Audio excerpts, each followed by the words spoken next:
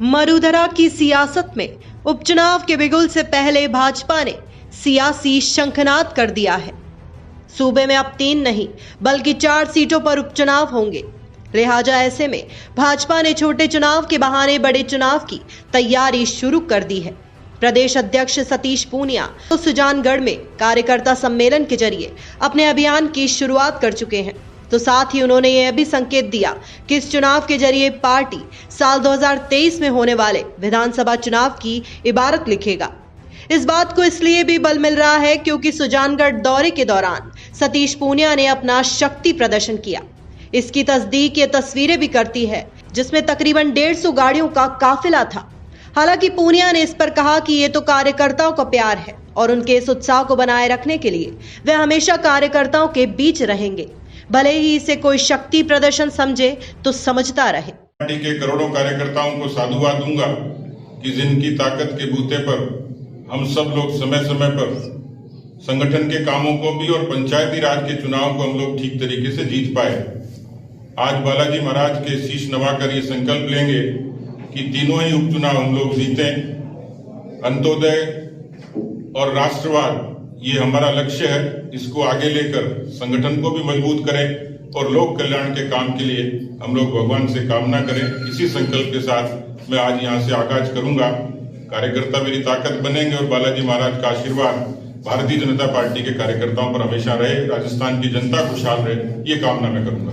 पूनिया के इस बयान के सियासी गलियारों में कई मायने निकाले जा रहे हैं। वहीं इन चुनाव के परिणाम भाजपा के नेताओं का भी सियासी भविष्य तय करेंगे, क्योंकि जीत से न सिर्फ भाजपा मजबूत होगी बल्कि भाजपा प्रदेश अध्यक्ष सतीश पूनिया का भी कद बढ़ेगा। जबकि अगर भाजपा हारती है तो इससे गुटबाजी को और हवा मिलेगी। लिहाजा ऐसे में भाजपा के प्रदेश अध्यक्ष सतीश पूनिया की प्रतिष्ठा भी इस उपचुनाव से जुड़ी हुई रहेगी। वहीं दूसरी ओर पूर्व मुख्यमंत्री वसुंधरा राजे खेमे की पूनिया के साथ पटरी नहीं बैठ पा रही है। मौजूदा वक्त में दोनों खेमों के बीच जबरदस्त खींचतान चल रही है। ऐसे में अगर चुनाव में हार होती है तो वसुंधरा खेमा इसे पूनिया के खिलाफ हथियार के रूप में इस्तेमाल कर सकता है। हालांकि भाजपा के पास खोने के लिए 1 सीट है, जबकि पाने के लिए भाजपा के पास 4 सीटें हैं। लिहाजा भाजपा सियासी कसरत करने में कोई कमी नहीं छोड़ना चाहती। गौरतलब है कि अब तक अक्टूबर में सहाड़ा से कांग्रेस विधायक कैलाश त्रिवेदी, नवंबर में सुजानगढ़ से तत्कालीन सामाजिक न्याय व अधिकारिता मंत्री भंवरलाल मेघवाल, राजसमंद विधायक किरण माहेश्वरी का निधन हो चुका है। जबकि अब वल्लभनगर से कांग्रेस विधायक गजेंद्र सिंह शक्तावत का निधन हो गया। लिहाजा मौजूदा वक्त की बात करें तो विधानसभा में कांग्रेस के विधायकों की संख्या घटकर 107 से 104 रह गई है। कांग्रेस के विधायक 104, भाजपा के 71, आरएलपी के 3, निर्दलीय 13, सीपीएम के 2, बीटीपी के 2 और आरएलडी का 1 विधायक है। ऐसे में इन चुनावों में हार और जीत सतीश पूनिया के सियासी भविष्य को तय करेगा।